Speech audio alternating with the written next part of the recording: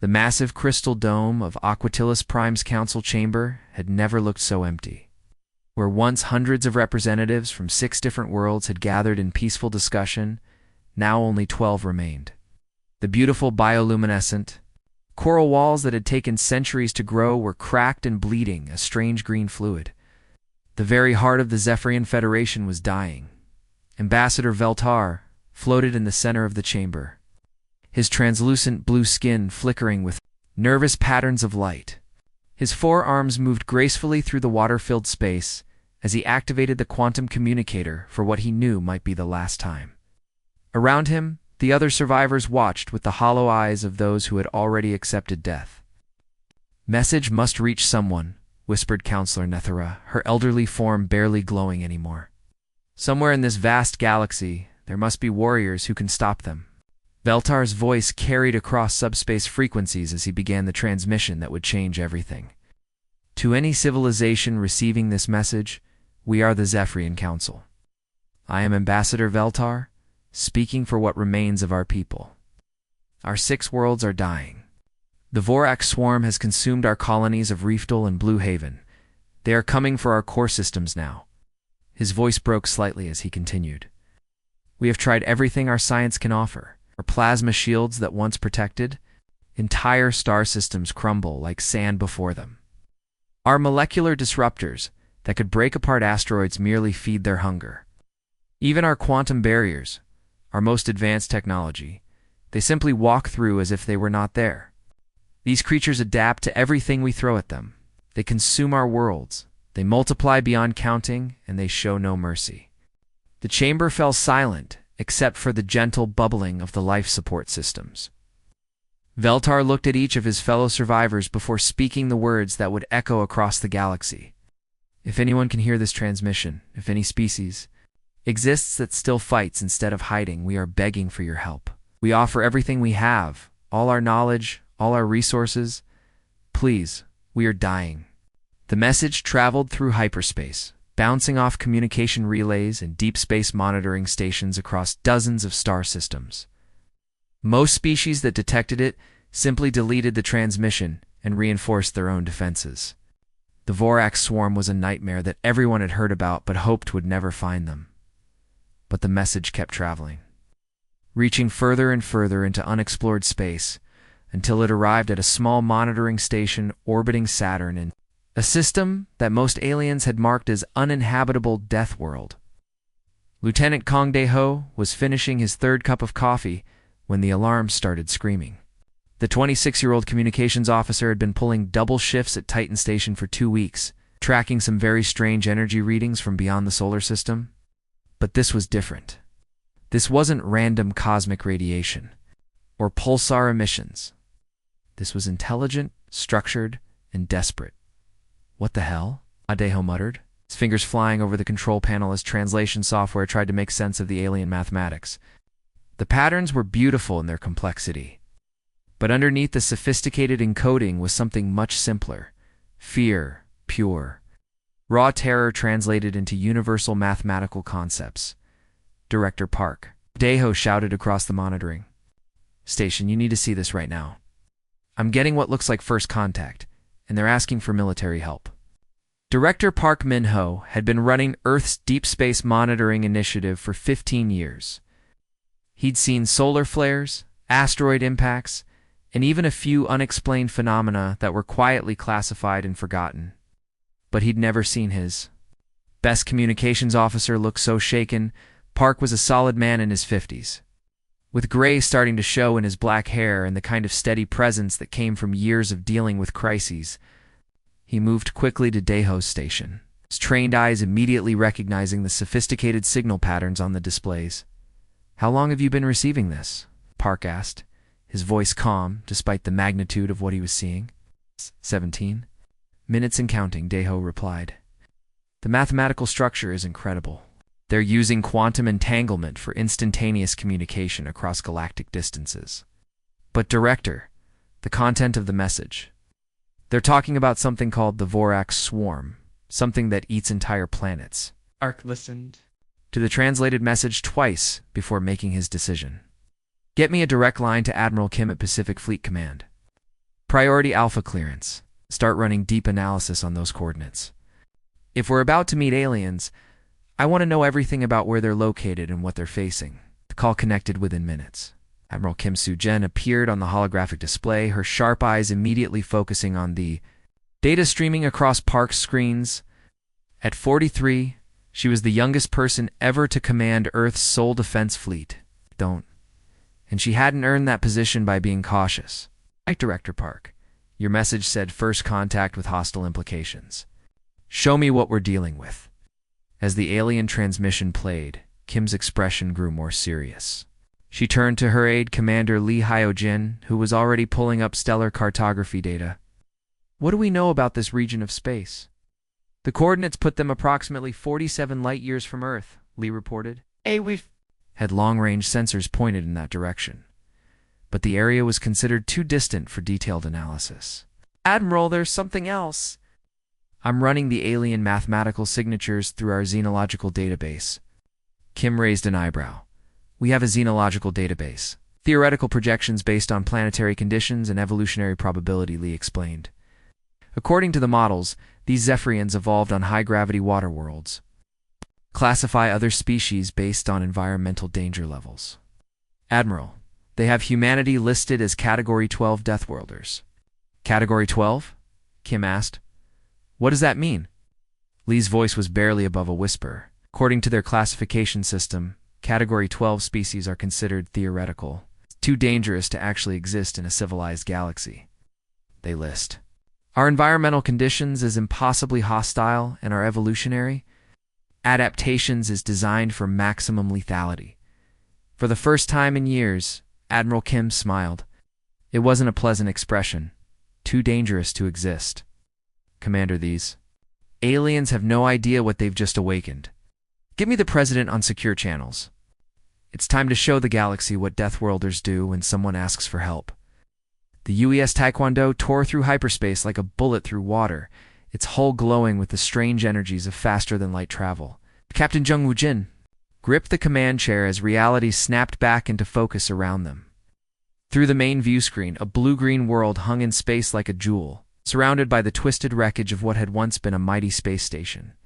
Holy hell, whispered Navigator Kimbora, her hands flying over the sensor controls. Captain, I'm reading massive energy signatures all around this system. Whatever happened here, it was recent and it was violent. Jung studied the tactical display with the eyes of a man who had spent 20 years in Earth's Navy.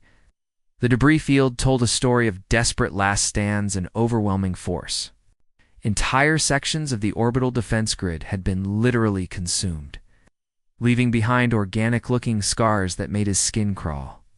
Sir, incoming transmission, announced Communications Officer Choi So-young, her voice tight with surprise. They're not asking for identification or status. They're apologizing. Apologizing for what? Jung asked, settling into his command chair. The Taekwondo was humanity's first real attempt at an interstellar diplomatic vessel, but Jung had made sure it packed enough firepower to handle trouble. 3 fusion reactors, quantum torpedo tubes, and enough kinetic weapons to crack a small asteroid, just in case. Put them through, Sa-young. Let's see what we're dealing with. The main screen flickered and came alive with an image that made several crew members gasp. Ambassador Veltar floated in what appeared to be a water-filled chamber, his translucent blue form rippling with patterns of nervous light. 4 graceful arms moved through the liquid as he spoke, and his large, dark eyes held a mixture of terror and desperate hope. Great warriors of the death world, Salthri Veltar began, his voice carrying through the translation software with obvious fear. We humbly request forgiveness for our desperate communication. We did not know, could not have realized what manner of beings we were contacting when we sent that signal into the void. First Officer Han Ju-woo leaned forward in his chair, studying the alien's body language. He's scared of us, he murmured to Jung. Look at those light patterns. That's pure terror, Koter continued, his bioluminescent patches pulsing faster. The galactic database speaks of your kind only in whispers, in warnings passed down through generations. Creatures who breathe poison gas as naturally as we process pure water. beings who walk under gravity that would crush our bones to powder, warriors who wage war with the power of stars themselves. Jung felt a chill run down his spine. Earth's government had suspected they weren't alone in the universe. But to learn that humanity was already known, already feared, was something else entirely. Ambassador Veltar Jung said carefully, "We received your distress call. We're here. To help, not to conquer. We understand you're under attack by something called the Vorax Swarm. May we dock at your station so we can better understand the situation." The alien's form went completely still for a moment, the light patterns on his skin flickering like a broken display. You would willingly enter our habitat? But the atmospheric pressure differential alone, in our air mixture contains methane levels that are toxic to most carbon-based life forms. Jung smiled, and even through the translation barrier, something in that expression seemed to calm the terrified ambassador. "Ambassador, we humans have a saying. We adapt. We overcome. We survive. That's what we do." Lieutenant Commander Park. Donghyun, the ship's chief engineer, was already running calculations on his tablet. "Captain, their station is operating at 1.3 Earth gravity with a methanitrogen atmosphere. We'll need full environmental suits, but it's definitely manageable." "Make it happen," Jung ordered. "Veltar, we'll be docking in 1 hour. Prepare. A briefing room. We need to see everything you have on these Vorax." An hour later, Jung led a 6-person team through the airlock into the Zephyrian docking bay. At the moment they stepped into the alien environment, he could see the shock on the faces of their hosts. A dozen Zephyrians had gathered to witness the arrival of the legendary Deathworlders, and their reaction was immediate and dramatic. Engineer Oh the Jin walked casually across the deck plating, her environmental suit systems barely working to process the hostile atmosphere. To her, it was just another day at the office. To the aliens watching, it was like seeing mythical creatures step out of their worst nightmares and offer to help. "Impossible," Veltar whispered, his bioluminescent patches now cycling through rapid patterns of amazement.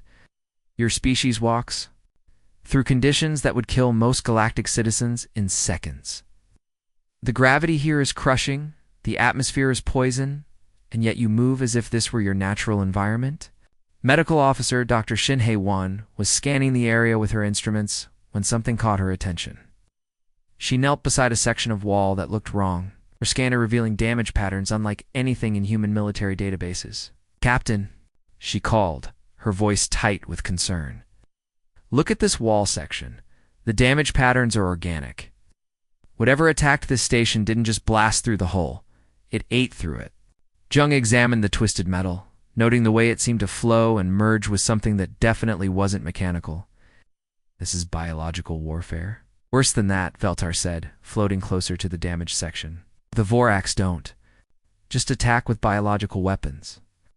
They are biological weapons. They consume matter, energy, even the quantum foundations of our defensive systems.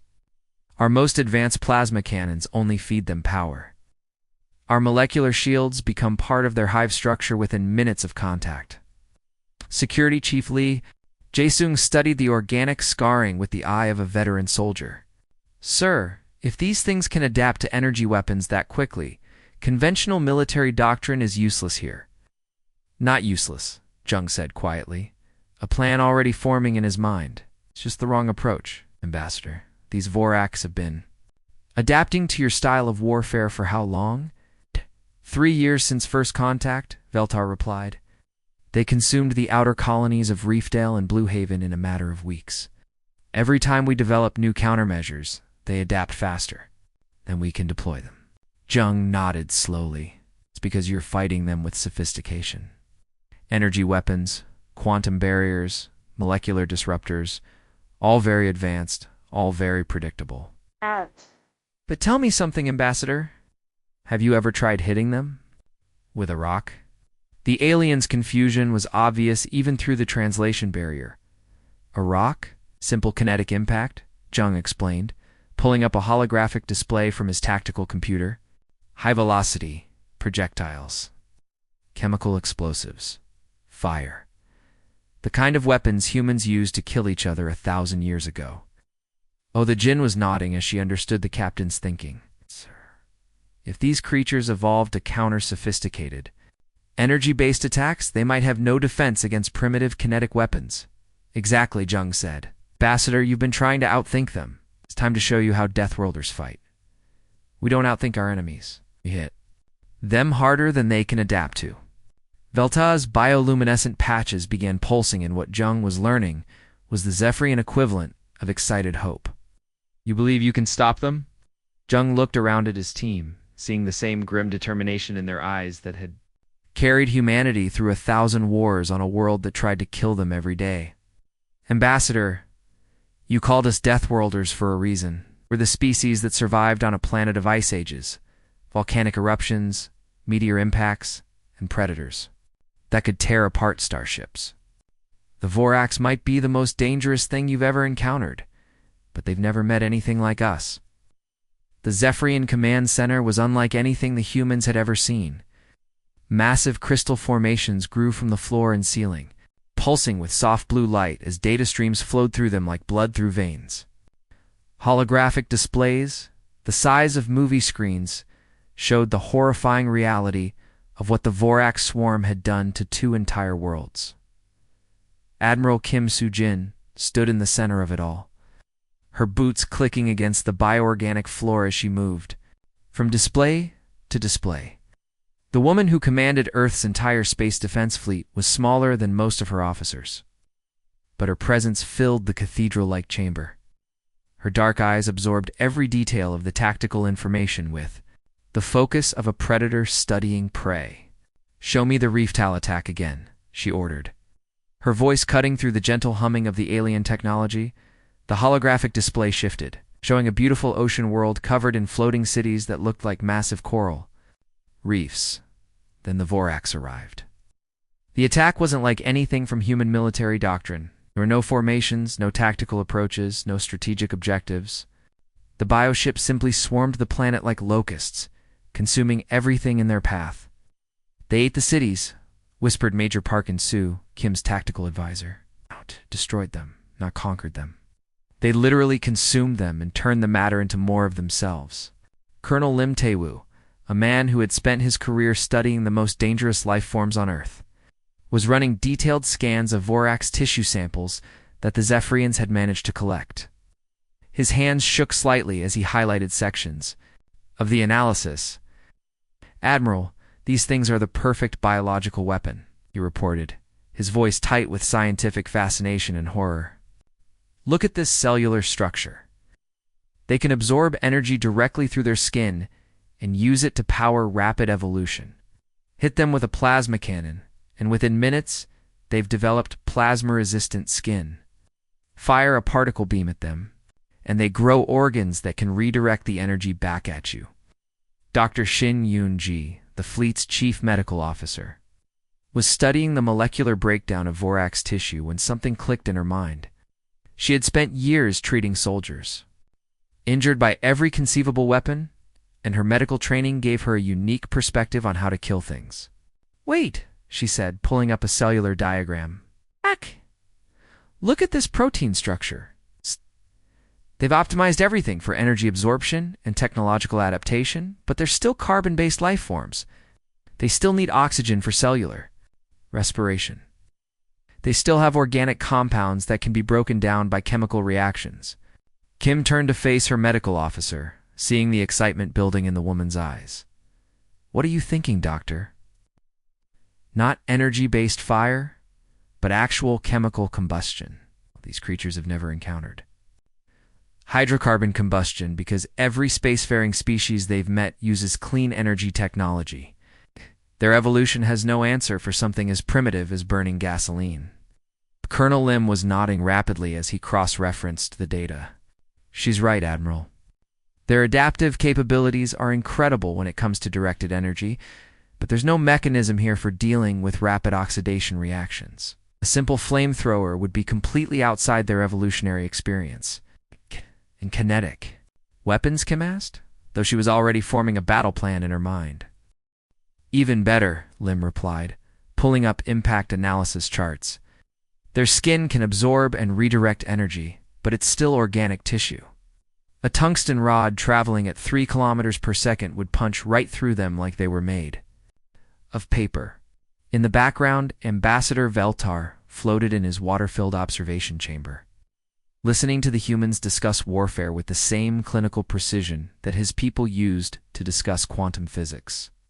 His bioluminescent patches pulsed with amazement and growing hope.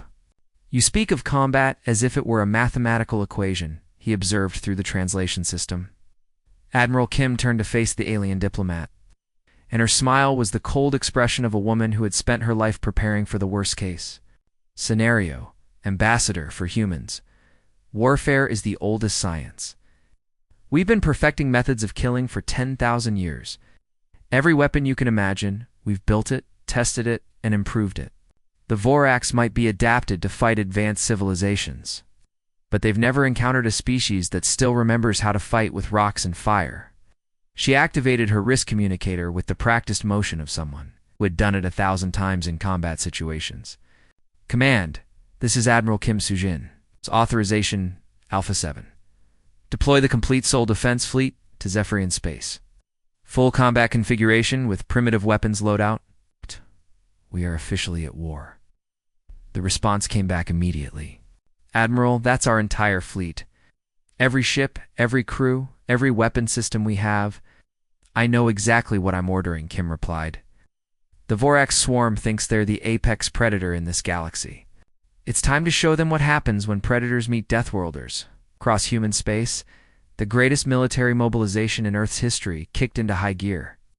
On Luna, the massive orbital shipyards that had been building exploration vessels suddenly switched to war production.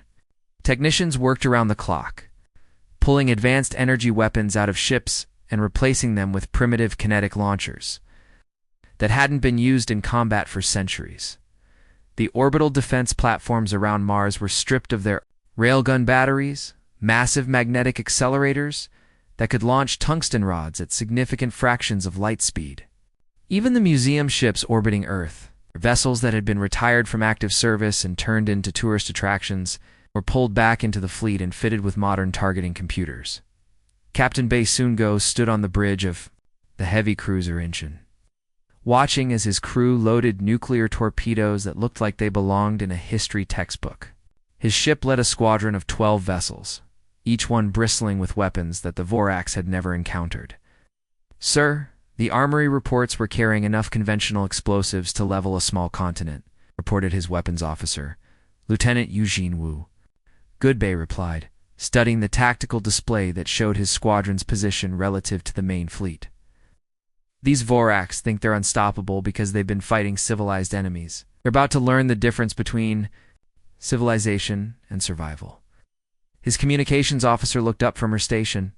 "Captain, we're receiving final mission briefings from Fleet Command.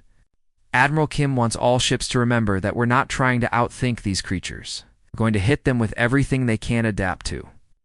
Bae nodded, then activated the ship-wide communication system. "All hands, this is the captain. In 6 hours, we jump to Zephyrian space to face an enemy that has consumed entire worlds. They think they're the ultimate predators because they've never met anything like us. We're not going there to show them our technology or our intelligence. We're going there to show them what humans do to bullies who pick on our friends." Paused, looking out at the stars through the bridge viewport. "Check your ammunition stores. Say your prayers if you've got them.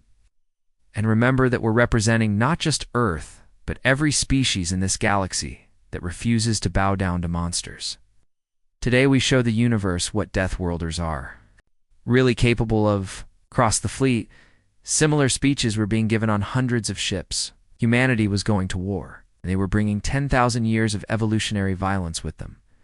The space around Nexus Prime had been peaceful for centuries, but that peace shattered the moment the Vorax biofleet tore through hyperspace. Reality itself seemed to bleed as 3 million organic nightmares emerged from the void, their living holes pulsing with the stolen energy of a dozen consumed worlds. The lead bioship was the size of a small moon, its surface crawling with weapon organisms that had evolved from the best technology of their victims. Plasma cannons that had once defended Zephyrian colonies now grew like tumors along its flanks, Quantum shield stolen from the Altarian. Pyre flickered across its hide like infected skin. Admiral Kim. Sujin watched the horror show unfold on her tactical display aboard the flagship Seoul. Around her bridge, officers who had trained their entire lives for space combat stared in fascination at an enemy unlike anything in their worst nightmares. "Jesus Christ," whispered Tactical Officer Lee Won-ho, his voice barely audible over the hum of the ship's systems. "Those things aren't ships. They're floating cities of living weapons." 3 million individual bioforms, reported Sensor Specialist Choi Min-young, her hands trembling slightly as she read the scanner data. "Admiral, each one of those creatures is the size of a battleship, and they're all connected through some form of hive consciousness." Kim nodded grimly, watching as the Vorax swarm began to spread out in a formation that defied every principle of military tactics she knew. They moved like a living ocean, flowing around obstacles and consuming everything in their path. "They're not even trying to be strategic," she observed. "They don't need to be. They've been winning through pure, overwhelming force and adaptation for so long that they've forgotten how to face real resistance." Her communications officer looked up from his station. "Admiral, the Zephyrian Defense Fleet is requesting permission to join the battle. Ambassador Veltar says they can provide covering fire while we negative." Kim cut him off. "Tell our allies to pull back to minimum safe distance. What we're about to do, they don't want to be anywhere near." She activated the fleet-wide communication channel, her voice carrying to 400 ships spread across local space. "All vessels, this is Admiral Kim. Today we write a new chapter in human history. For 3 years, these creatures have terrorized peaceful species, consumed entire worlds, and spread fear across the galaxy. Today, they learn what happens when predators meet Deathworlders." The human fleet looked almost comically primitive compared to the organic elegance of the Vorax bioships. Angular hulls bristling with kinetic weapons, nuclear missile tubes, and magnetic accelerators that belonged in a museum. But there was something terrifying in their simplicity, a brutal efficiency that spoke of 10,000 years of evolutionary warfare. "Target the largest bioships first," Kim continued. "Show them what 10 millennia of warfare evolution looks like. All weapons free. Light them up." The first salvo changed everything. Instead of the energy beams the Vorax expected, thousands of tungsten rods screamed through space at relativistic speeds. The bioships, their entire evolutionary history optimized for absorbing and redirecting energy weapons, had absolutely no defense against simple mass traveling at significant fractions of light speed. The lead bioship, a creature that had survived plasma bombardments that could crack planets, simply came apart as kinetic projectiles punched through its hull like bullets through paper. Organic fluids sprayed into vacuum as the massive creature writhed in agony, its adaptive systems completely unable to process this type of damage. Commander Ru Haejin, piloting the fighter Gwangju, dove into the heart of the Vorax formation. At accelerations that would have turned most alien species into paste, his fighter was a flying missile, designed for one purpose: to get close enough to deliver nuclear weapons at point-blank range. Fox 2, nuclear torpedo away," he screamed. Into his cum system, pulling his fighter into a turn that subjected him to 12 Gs of force. Behind him, the primitive fission warhead punched through the skin of a bioship and detonated inside its core. The explosion was beautiful and terrible.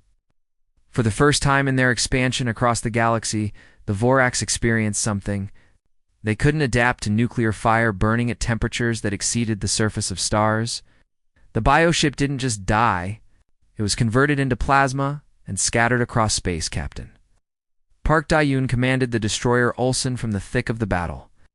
Her ship's railgun battery cycling at maximum rate, simple iron slugs accelerated by magnetic fields. 2 incredible velocities punched through organic holes that could deflect the most advanced particle beams. Continuous fire. She shouted over the noise of her weapon systems. "Don't give them time to regenerate." Her gunners didn't need the encouragement.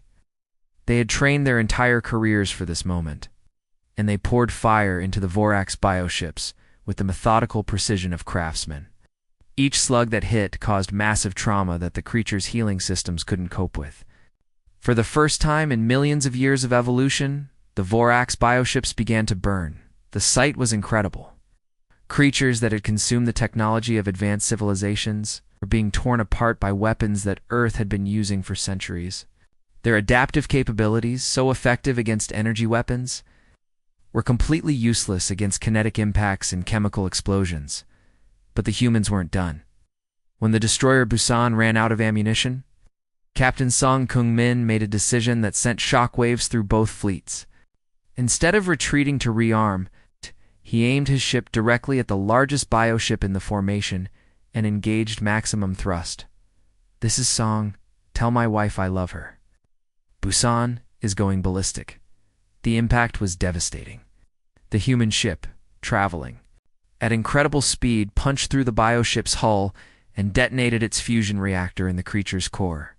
The explosion tore a hole in space that could be seen from 3 star systems away.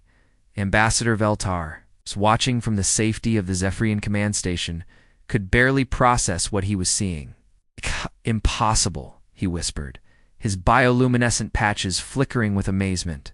"They're fighting in the vacuum of space like it's their natural environment." But the most terrifying moment came when Major Kim Young-soo led a boarding party onto a damaged Vorax bioship.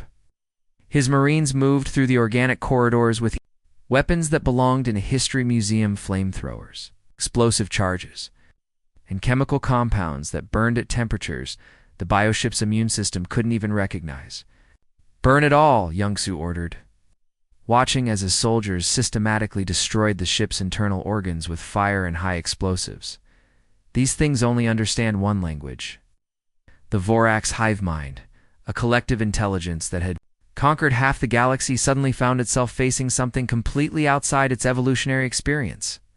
These humans fought with weapons so primitive that the bioship's adaptive systems couldn't even classify them as threats. Fire, metal, and nuclear fusion, humanity's oldest and most terrible weapons, were tearing through defenses that had been perfected over millions of years. For the first time in their existence, the Vorax swarm experienced something they had never felt before: fear. The tide of battle was turning. The predators were becoming prey. The aftermath of the battle was unlike anything the galaxy had ever witnessed. Where the Vorax biofleet had once swarmed like a living plague, now only scattered debris floated in the void. The creatures that had consumed entire civilizations were fleeing into deep space. Ow. Their hive mind fractured by a concept they had never experienced before defeat. Admiral Kim Soo-jin stood in what remained of the Nexus Prime orbital station, her uniform still bearing scorch marks from when she had personally led a boarding action against a Vorax bioship. Around her, representatives from 6 different species gathered in a makeshift council chamber, their faces showing mixtures of awe, gratitude, and barely contained terror. "In 12 hours of combat," she began, her voice carrying the weight of someone who had just changed the course of galactic history, "humanity accomplished what your combined forces couldn't achieve in 2 years of warfare. We made the Vorax afraid." The assembled aliens shifted nervously. They had watched the battle from a safe distance, witnessing the humans fight with a savagery that defied every principle of civilized warfare. Ships used as weapons, crews volunteering for suicide missions, and tactics that seemed to ignore the basic survival instincts that governed all intelligent life. Ambassador Veltar floated in his portable water chamber, his bioluminescent patches pulsing with patterns that his species reserved for religious ceremonies. "Admiral Kim, what your people did today, it was impossible. The Vorax had adapted to every form of warfare known to galactic civilization. How did you defeat them?" Kim smiled grimly, gesturing to the tactical display that still showed the retreating enemy fleet. "Because we didn't fight them with galactic civilization's weapons, we fought them with human weapons." The Vorax spent millions of years evolving to counter advanced technology. They never encountered a species that still remembered how to kill with rocks and fire. Dr. Shin Young-ji, now sporting a bandage over her left eye from treating wounded Marines in the middle of combat, stepped forward with her medical analysis. "The Vorax biological structure is incredibly sophisticated, but it's optimized for energy absorption and technological adaptation. They literally couldn't process weapons as primitive as chemical explosives and kinetic projectiles. Real advantage, added Colonel Lim Tae-woo, was psychological. The Vorax hive mind operates on the assumption that all intelligent species value self-preservation above everything else. They've never encountered a species that will sacrifice individual lives for collective survival. Captain Youngwoo Jin, still wearing his boarding armor from the fight, nodded agreement. Every human in that battle was prepared to die. That's not courage. That's just Tuesday for a Deathworlder. We evolved on a planet that tried to kill us every single day for millions of years. The alien representatives exchanged nervous glances. They were beginning to understand that they hadn't just been saved by advanced warriors, they had been rescued by something far more dangerous. The Vorax will return, Kim stated simply, her tone making it clear that this was a fact, not a possibility. They'll adapt, they'll evolve, and they'll come back stronger. But they'll never again have the advantage of fighting an enemy they understand. And that's why we're proposing a mutual defense pact. Ambassador Veltar's translator struggled with the emotion in his voice. What do you want from us in return? Your technology, Kim replied without hesitation. Your shields, your faster-than-light communications, your medical advances. We'll provide the military protection, you provide the science. Together, we'll build something the galaxy has never seen, a civilization that can both create and destroy. Within months, the Terran Defense Corps was operational. With headquarters established on Kepler 44b, a neutral moon that orbited between human and alien space. The facility was a marvel of combined engineering human. Military efficiency merged with alien technological sophistication. Commodore Jung-woo Jin, promoted after his heroics in the battle, oversaw the integration of human weapons systems with alien defensive technology. The results were impressive and terrifying. Human kinetic weapons powered by alien energy sources could punch through targets that had previously been considered invulnerable. But the real revolution was happening in the training facilities. Colonel Lee Min-ho, a veteran of Earth's most elite special forces, commanded the new Interspecies Marine Division. His recruits came from dozens of worlds: aquatic Zephyrians, crystalline Alterians, gaseous Nebulans, and others whose names humans couldn't even pronounce. Listen up, Lee addressed his mixed species class, his voice carrying through translation devices to minds that had never conceived of warfare as anything but a last resort. We're not teaching you to fight like humans. We're teaching you to fight like survivors. The universe is full of things that want to kill you. Your job is to kill them first. The training was brutal by alien standards. Species that had never experienced physical violence learned to use weapons designed to cause maximum damage. The Zephyrians, with their graceful, aquatic movements, became experts with underwater demolitions. The Alterians, beings of living. Crystal discovered they could survive in environments that would kill most life forms. It's making them perfect for hazardous missions. But it wasn't just military training. Dr. Shin Yoon-ji, now serving as director of xenological medical research, was working to understand how different species could work together in combat situations. Her research led to breakthroughs in battlefield medicine that saved lives across the galaxy. We are the immune system of civilization, she explained to a gathering of medical officers from 20 different worlds. We exist to destroy the things that threaten the peaceful development of life. It's not a burden, that's a privilege. The changes rippled across the galaxy. Trade routes that had been closed for decades reopened under human military protection.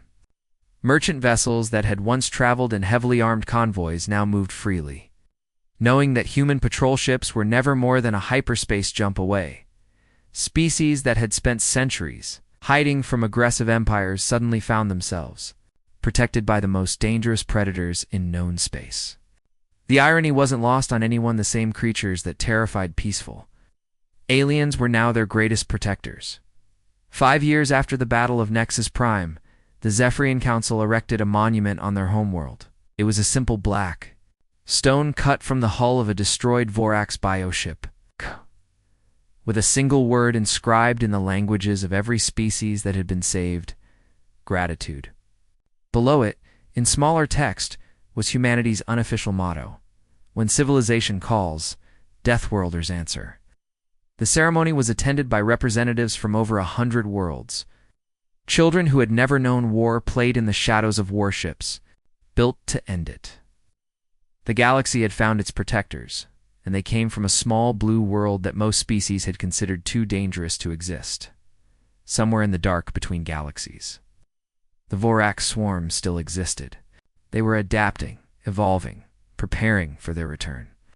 But they had learned something new fear. For the first time in their existence, they understood that they were not alone at the top of the food chain, and in the bright worlds of the inner systems, children of 100 species learned the stories of the day when the monsters came, and other monsters rose to meet them. The galaxy was no longer alone in the dark. The end.